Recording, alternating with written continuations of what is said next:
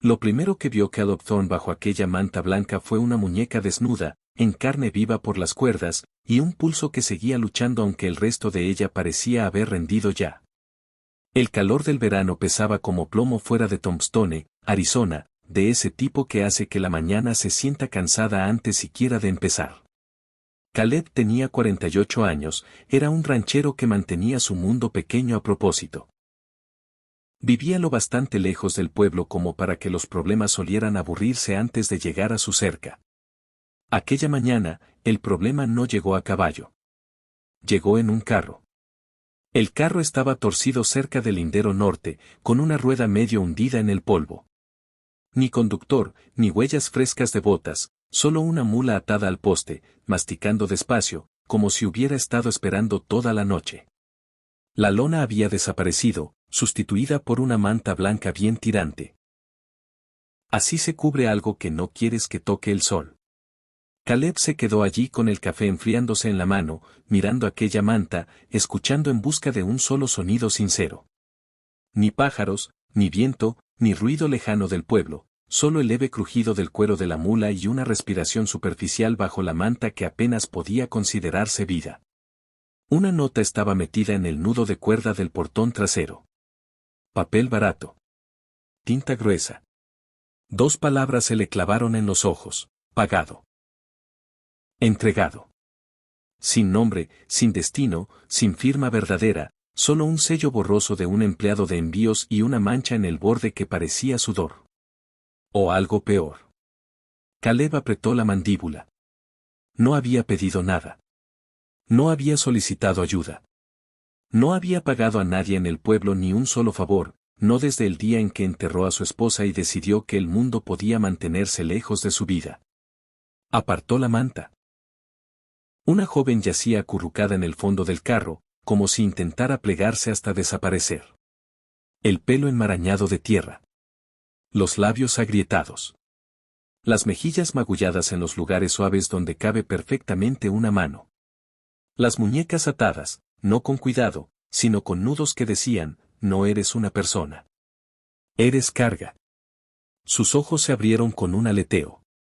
Miró a Caleb como si ya hubiera conocido a la muerte y hubiera decidido que él era solo otra forma de ella. Me pagaste, dijo. Ahora hazlo. Caleb no parpadeó. No se inmutó. No necesitó preguntar qué quería decir, lo entendió lo suficiente. En su mente, él era el comprador, la última parada, el hombre que ahora poseía lo que quedaba de ella. Se inclinó más cerca, con voz baja y controlada, tan suave que podrías perdértela si no prestabas atención. No te compré. Y no tomo lo que no se da libremente. Sus ojos no se suavizaron. Se endurecieron. Eso era peor. Significaba que no había guión, ni reglas, ni trato que seguir, solo el vacío donde debería haber estado la misericordia. Entonces no me devuelvas, susurró. Su barbilla tembló una vez antes de obligarla a quedarse quieta. Haz algo. Caleb cortó las cuerdas con una navaja pequeña, con cuidado de no rozarle la piel. Cuando los nudos cayeron, sus manos no se extendieron hacia él. Se quedaron cerca del pecho, protegiendo lo poco que aún confiaba. La levantó de todos modos y la llevó dentro como si no pesara nada y lo pesara todo a la vez.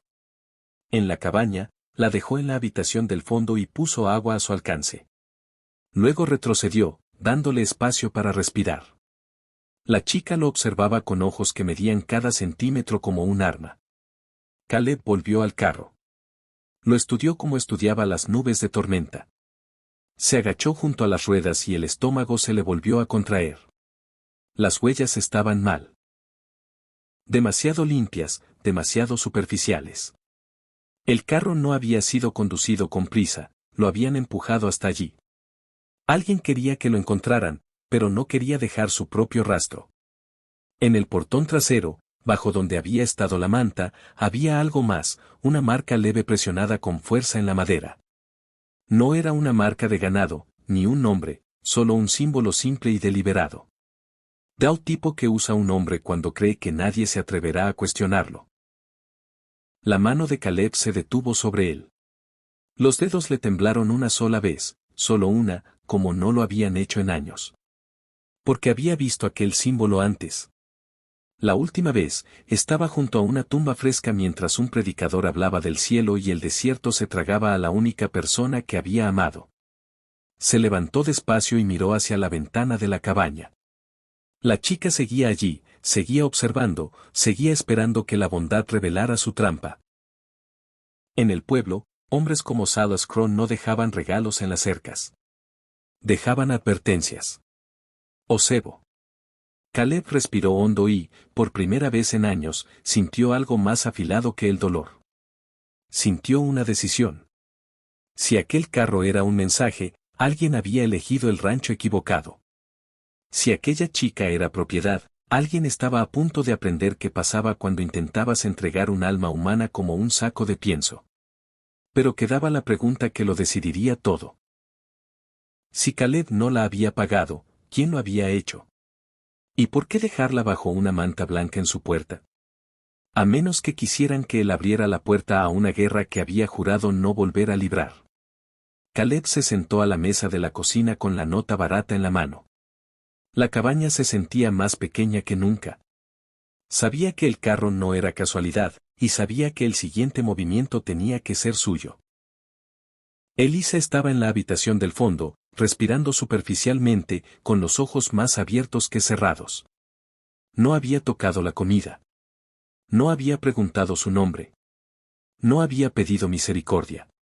Solo escuchaba cada sonido como si fuera una amenaza. Bajo la luz de la lámpara, Caleb estudió el sello.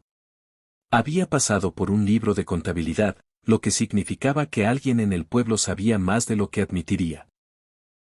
Se acercó al umbral de la habitación del fondo y habló suave, para que no sonara como una orden. Me llamo Caleb. Los ojos de Elisa se alzaron. No dijo nada. Voy al pueblo. Volveré. No abandono a la gente. Sus hombros se tensaron. Caleb levantó ambas manos, palmas abiertas. No te estoy dejando para ellos. Voy a averiguar quién cree que puede dejar a un ser humano en mi cerca como un saco de grano. Elisa tragó saliva.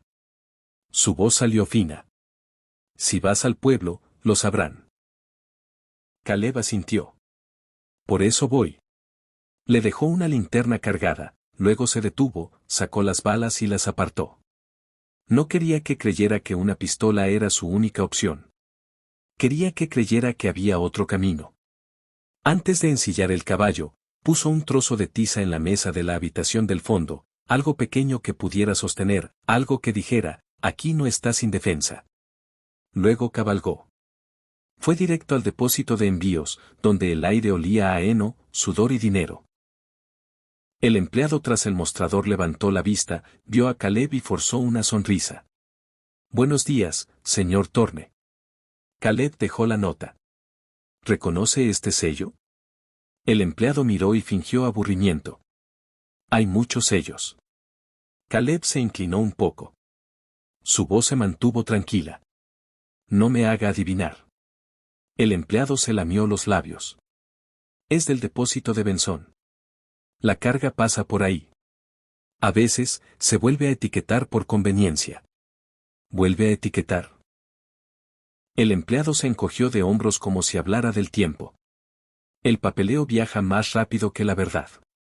Caleb deslizó una moneda, no un soborno, solo un recordatorio de que los hombres hablaban más fácil cuando se sentían compensados. Lo odiaba. Lo hizo igual. El empleado abrió el libro mayor. Si envió dinero el mes pasado.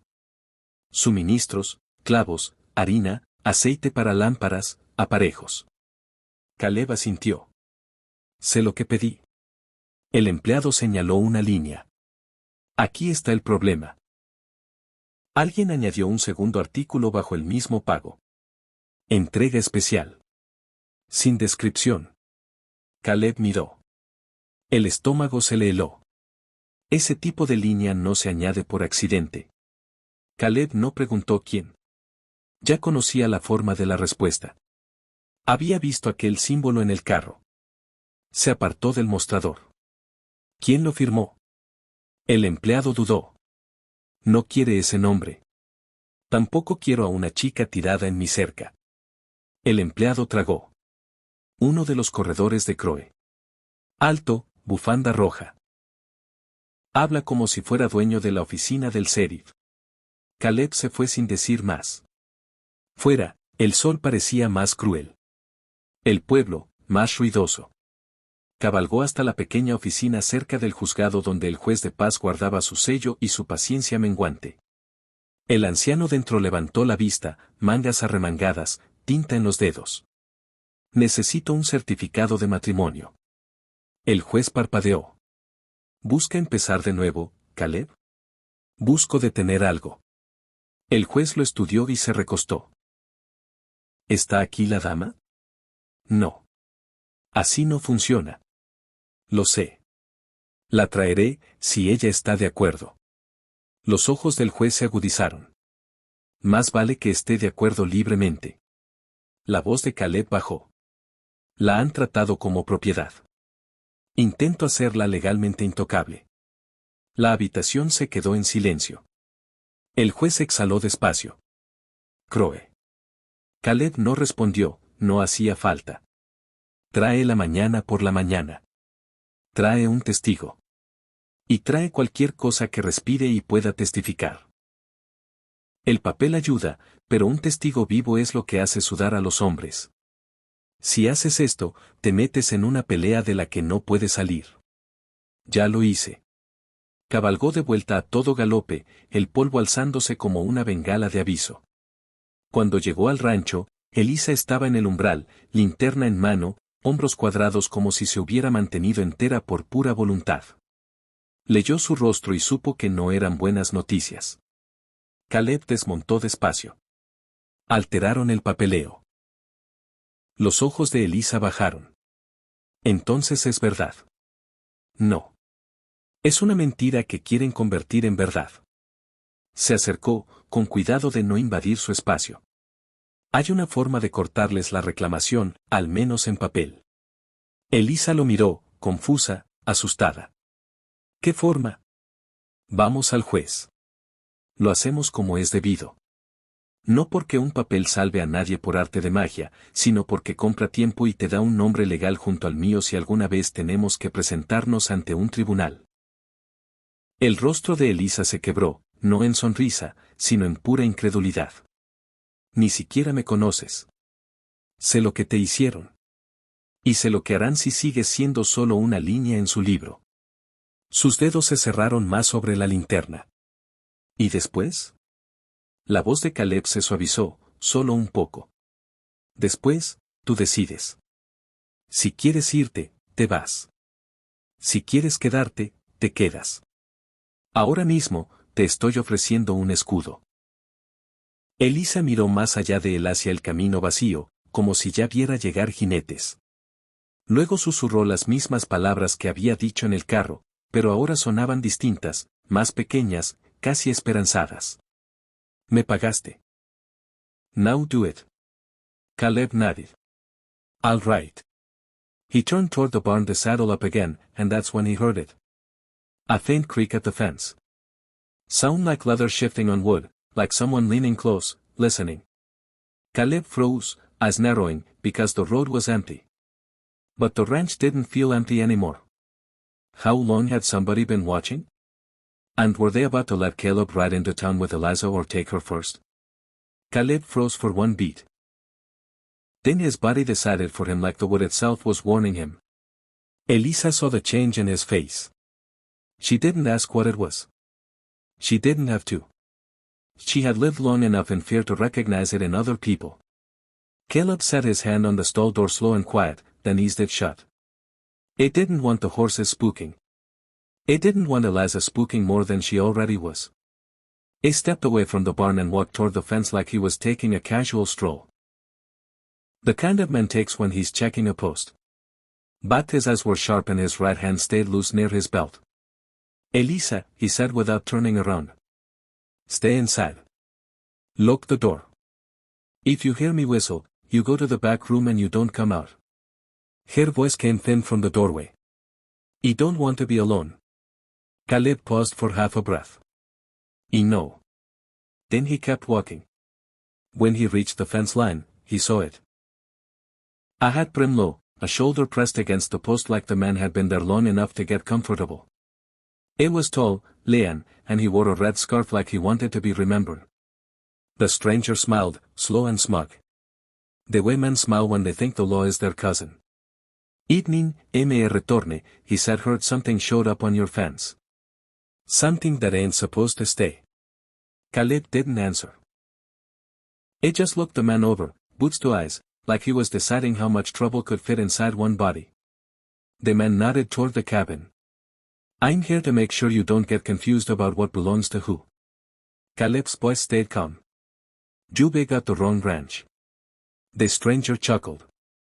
No, I've got the right one. The ledger says money moved. The ledger says you're the name on the line. And folks in town trust paper more than they trust people. Caleb took one step closer. Paper can say a lot of things. The man's smile thinned. Crow don't like delay. He don't like questions and either. So, let's keep this simple. He shifted his weight like he was about to walk right past Caleb toward the door. That was the moment Caleb moved. Caleb moved fast. One hard turn, one clean punch, and the man stopped acting brave. The stranger made a sound that was more surprise than pain. Elisa gasped from the doorway. Caleb kept his eyes on him. Because trouble only needs 1 second. Caleb tightened his grip and spoke low. You're going to sit down. You're going to stay calm. And you're going to tell me who sent you. The stranger's eyes flashed. You know who? Silus Crow. Caleb nodded like that name tasted bitter but familiar. The stranger tried to jerk free. Caleb shoved him down into the dust, put a knee between his shoulder blades, and pulled out a length of rope from the saddle. A rancher always has rope. Some men keep a Bible by the bed. Out here, rope is the thing you reach for. Within seconds, the stranger's wrists were bound. Tight enough to hold, not tight enough to cut. Caleb wasn't looking to kill. It was looking to make a point that would travel faster than gossip. It dragged the man to the hitching post and tied him there like a bad decision that needed time to think. Only then did Caleb turn to Eliza. She stood in the doorway, lantern shaking in her hands. Her face was pale and her eyes were wide, not with curiosity, but with that old fear trying to climb back onto her shoulders. Caleb kept his voice steady. You're safe. Elisa swallowed. For how long? Caleb looked at the bound man, then back at her. Long enough to get you your shield. The stranger laughed through a split lip. Shield. That's cute. Do you think Crow cares about shields? Caleb walked up close, crouched so he was at level with him. Crow cares about money. Crow cares about control. Crow cares about what people will believe. The stranger's grin returned. Then believe this. You ride into town with her, you'll ride back in irons. Caleb's eyes narrowed. Was helping him in town? The stranger hesitated. Used to be too long. Caleb smiled and it wasn't friendly. That pause tells me everything. The stranger snapped his jaw shut, but it was too late. Caleb had his answer. Crow had friends in the sheriff's office and maybe in the shipping yard, though. Maybe even closer than that. Caleb stood and brushed dust from his hands. Elisa, go inside. Eliza didn't move. I don't want to leave you out here with him. Caleb's voice softened. I'm not leaving you. I'm finishing this, right? Eliza's eyes flicked to the rope on the man's wrists. Is that what he meant by do it? Caleb paused. No. He glanced at the cabin, then back to her. When you said you paid for me, now do it. He heard something different. Elisa's brow tightened. What? He heard a woman asking someone to stop the next bad thing. Caleb nodded toward the road. And I'm about to step toward her slow so she didn't flinch.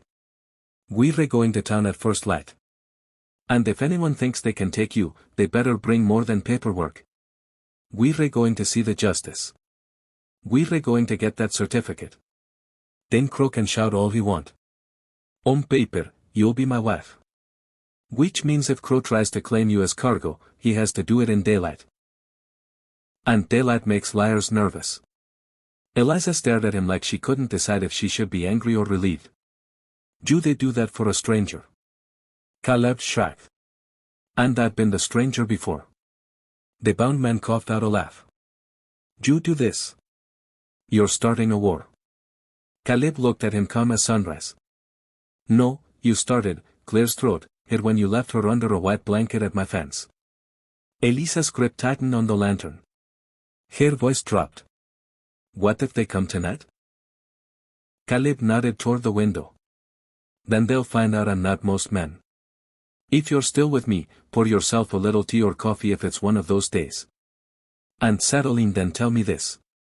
What time is it where you are right now? And where are you listening from? And if you want the rest of this story, go ahead and subscribe so you don't lose the trail when it turns dark. 'Cause right then, out past the fence, Caleb heard a second horse breathe in the dust. And this time, the rider didn't bother to hide at all. The second rider did not stop at the fence. It came straight in, slow and confident, like the land already belonged to him. His horse was dark, well-fed, and calm, which told Caleb everything he needed to know. This wasn't some kid running errands. This was the kind of man who speaks soft because he's used to being obeyed. Eliza stepped back into the doorway, lantern shaking again, her eyes locked on the rider's face, and something old and painful crossed her expression. Caleb saw it. That one's Silas Crow, Caleb said. The rider swung down easy, dust settling around his boots. He looked at the man tied to the post, then at Caleb, then finally at Eliza like she was a misplaced item that annoyed him. Well, the rider said, voice smooth. Looks like you made a mess of a simple delivery.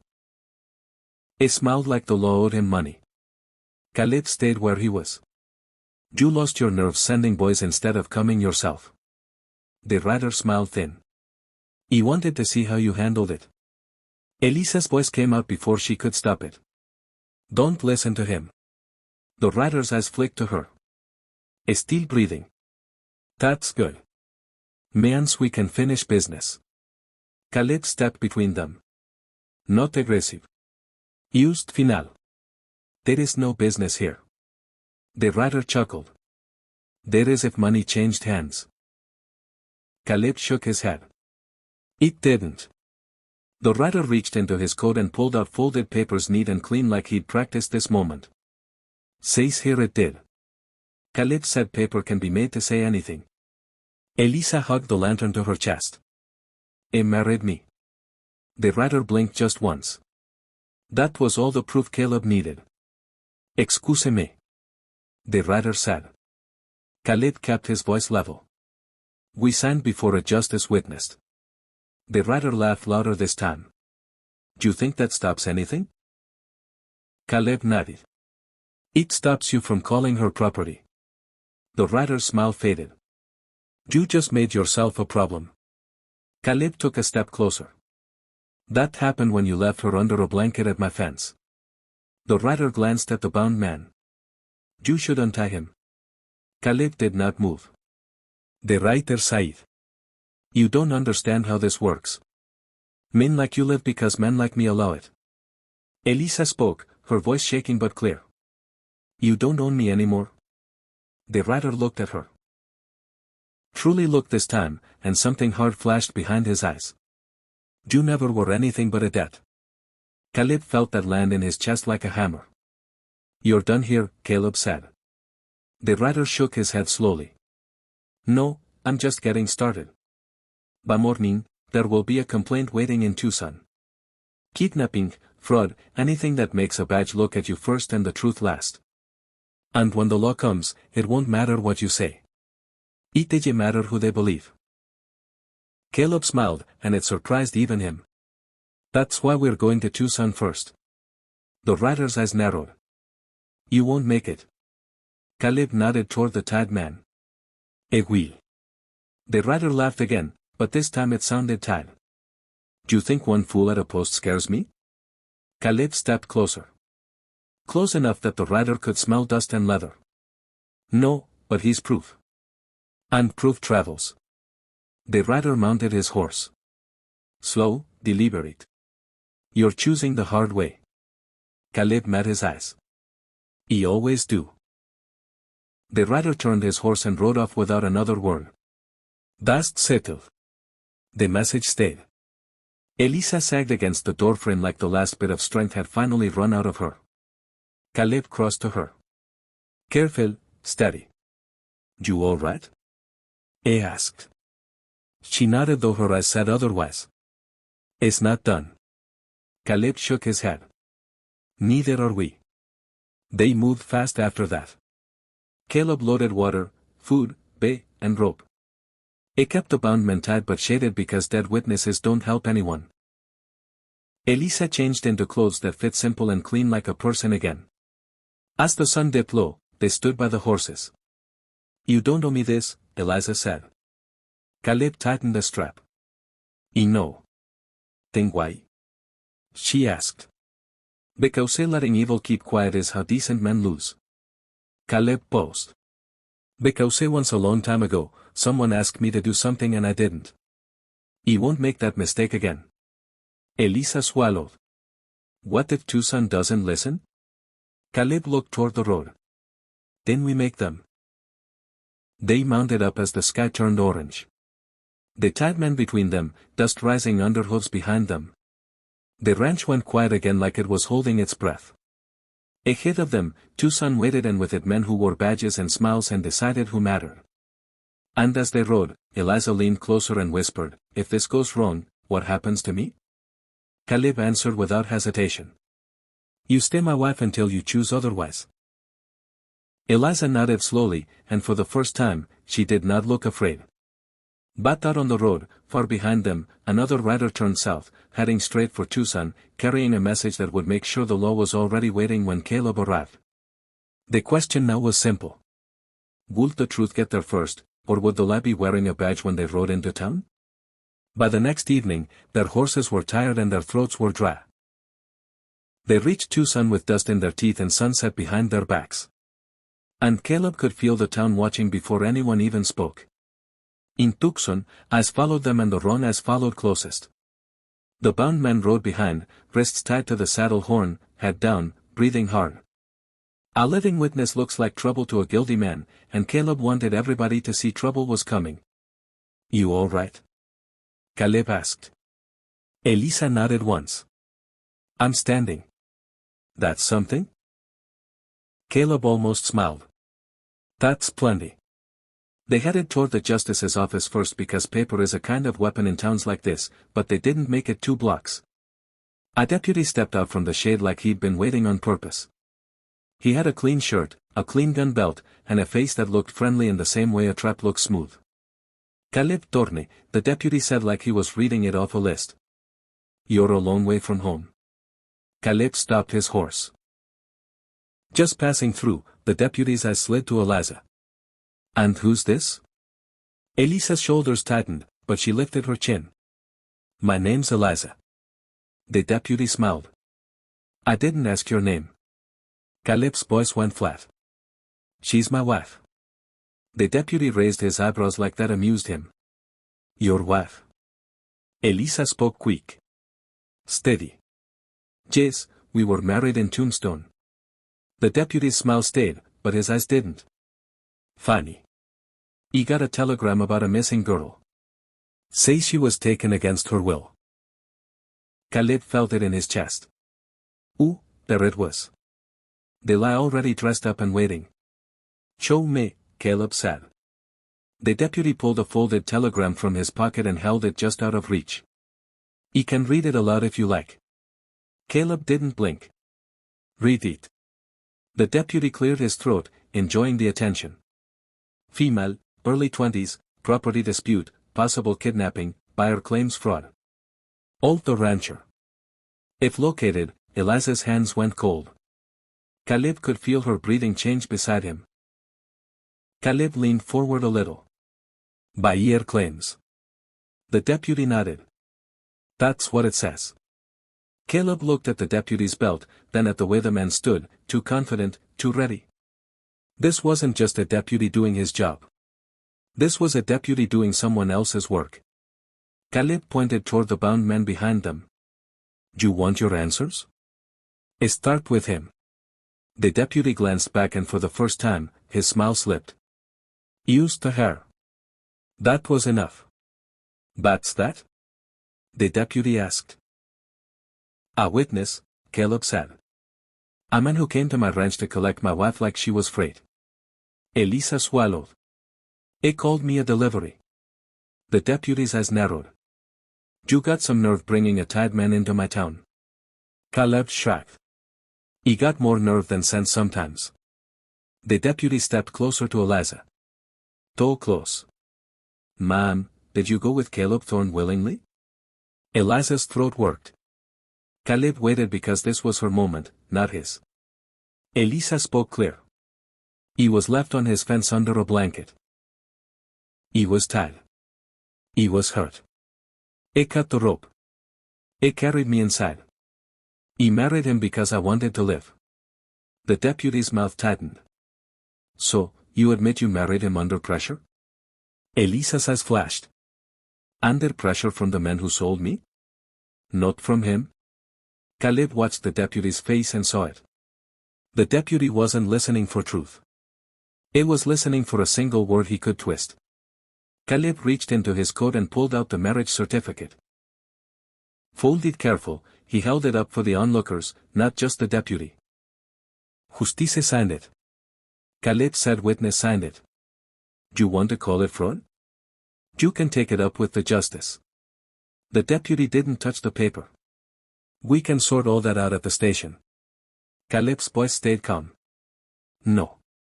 The deputy's hand drifted toward his gun. Excuse me. Caleb didn't move. If you're going to arrest someone, arrest the man who came to collect her. The deputy's eyes flicked back again. He was calculating now. If he took Caleb, he'd have to explain the bound man. If he took the bound man, he'd have to admit there was a collector. Either way, somebody important would get nervous. Lisa leaned toward Caleb and whispered. Is stalling. Caleb nodded. I know. A second deputy appeared at the corner. Then a third. Too many. Too quick. Like they'd been told where to stand. Caleb turned his head slightly toward Eliza. When I whistle. You do exactly what we practiced. Elisa's voice barely moved. Hide. Stay quiet. Caleb nodded. Good. The first deputy forced a smile again, trying to make it look normal. Me retorne, just come along. Let's have a friendly talk. Caleb had seen this kind of normal before. It was the kind that shows up when someone powerful already paid for the ending. Caleb looked at him. You're not friendly. The deputy's smile dropped. Last chance. Caleb's eyes went to the crowd, then to the bound witness, then to Eliza. He could feel the town closing in like a gate. And that's when the bound man suddenly lifted his head and whispered something that made Eliza's face drain of color. The Badlands outside town. A handoff spot in the rocks quiet enough to do bad business. Liza's fingers tightened on Caleb's sleeve. What does he mean? Caleb did not answer right away. He kept his eyes on the deputies because the truth was answering out loud would have been a gift to men who were already twisting every word. He leaned in close to Eliza, voice low. It means they already picked the place they want you to disappear. Elisa's breath caught. So what do we do? Caleb looked at her. And for the first time since that wagon, his face softened. We do what they don't expect. He turned to the deputy with the telegram. Do you want me to come with you? Fine, but first you're going to read that message again loud. So every person standing here hears who is accusing who. The deputy frowned. That's not how this works. Caleb nodded toward the crowd. It will if you care about your town. If you don't, then you won't mind saying it out loud. A few people in the crowd shifted. A man with gray in his beard narrowed his eyes. A woman pulled her child closer. Folks over 40 know what it looks like when power is leaning on someone. They may not always fight it, but they recognize it. The deputy cleared his throat and read it again. Louder. When he said, buyer claims, a few heads turned. When he said, "Hold the rancher," a few more did. Caleb raised the marriage paper so the crowd could see it. "This says she's my wife. This says she chose. If you want to call her property, then you're calling a living, breathing woman property right here in the street." The deputy's jaw worked. Nobody said property. The bound men behind Caleb coughed and muttered, "Crow did." That one word hit the crowd like a rock dropped in a tin bucket. Crow. People knew that name. Maybe they didn't say it loud at church, but they knew it. The deputy's eyes snapped to the witness. "Shut up." Caleb's voice stayed calm. "You don't get to tell a witness to shut up. Not if you're the good guy." The deputy took a step forward. Caleb did not move. He only whistled sharp and quick. Elisa turned without hesitation. She slipped between two wagons, then into the nearest doorway, the way they had practiced. No screaming, no begging, just movement, just will. The deputy lunged as if to stop her, and that told the crowd everything. A man in the crowd stepped out, blocking the deputy's path. "Hold on now. Why is she running if she's your missing girl?" Another voice chimed in. "Why is he trying so hard to keep her quiet?" Caleb did not smile. "But incide, something eased. Sometimes you don't need a hero. Sometimes you need a few regular people who finally decide they're tired of being played."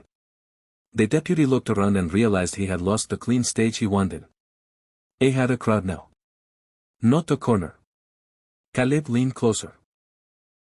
"You can take me to your station if you want, but you touch her and this whole street will remember your face." The deputy's mouth tightened. "Do you think you can threaten the law?" Caleb shook his head. "No, I think you've been wearing it like a costume." The deputy signaled the other men. Two of them moved toward Caleb. Caleb raised a hand. "Before you do that, I want you to look at this." He nodded toward the marriage paper again. "If you haul me in, you're hauling in her husband. That's a courthouse mess. If you haul her in, you're hauling in a wife with a witness saying Crow tried to collect her like freight. That's a bigger mess." The deputy hesitated. And that hesitation was the crack where truth could get in from inside the doorway. Elisa called out, not loud, but loud enough. "I'm not going to the Badlands. I'm not going anywhere with your men." The crowd murmured. The Badlands weren't a place you wandered into by accident. It was the kind of country where a wagon could vanish for an hour and no one would hear a thing. Caleb looked at the crowd. He found her tied up under a blanket. "That doesn't bother you. You're asleep. And if it does bother you, then don't let a crooked badge tell you it's none of your business." Now that line landed. You could feel it in the crowd. The deputy straightened up, trying to regain control. "This is official business. Oh, clear out." Nobody moved. Caleb looked toward the doorway where Eliza stood with her hands clenched, eyes steady now. She was still scared, but she was not silent anymore. Caleb turned back to the deputy. "Here's what's going to happen. You're going to let me take my wife to the courthouse. You're going to let this witness speak to a judge. If you try to stop it, you better be ready to explain to this whole town why you're protecting Silas Crow." The deputy's face twitched about. He knew he was cornered not by a gun, by daylight. And that is the part people forget about the Old West. Sure, there were shootouts, but the most dangerous thing to a crooked man was often a public question he couldn't answer. Elisa stepped out, shoulders squared. She looked at Caleb and said softly, "You didn't just carry me inside that day. You carried me back to myself." Caleb swallowed hard. "You did that?" Clears throat and snorts. They walked together toward the courthouse, slow and steady. The crowd parted. The deputies followed at a distance, angry and trapped. Hours later, the sun was lower, and the street felt different. The deputy's smile was gone. The witness was in a cell, talking fast. And Crow's name was finally being spoken out loud by people who used to whisper it. That night, Caleb and Eliza rode back out of Tucson, not running, just leaving. The desert looked the same, but it didn't feel the same. Elisa held the reins with steady hands. Now Caleb glanced at her and said, "Now you decide. Eliza looked at the dark line of their ranch in the distance and she nodded once. I decide to stay. So here's the question. When the lie shows up wearing a badge, do you stay quiet or stand where the truth can see you? That day, Caleb did what most men would not. He used paper, paciencia, and backbone. Not because he was fearless, but because he was tired of living in a world where evil wins just by being quiet. Eliza did the hardest part. She stopped believing she was property. The West could be cruel. That part is true. If this story hit home, hit like and subscribe for more Western tales with backbone. When cruelty shows up at your fence, what kind of person do you choose to?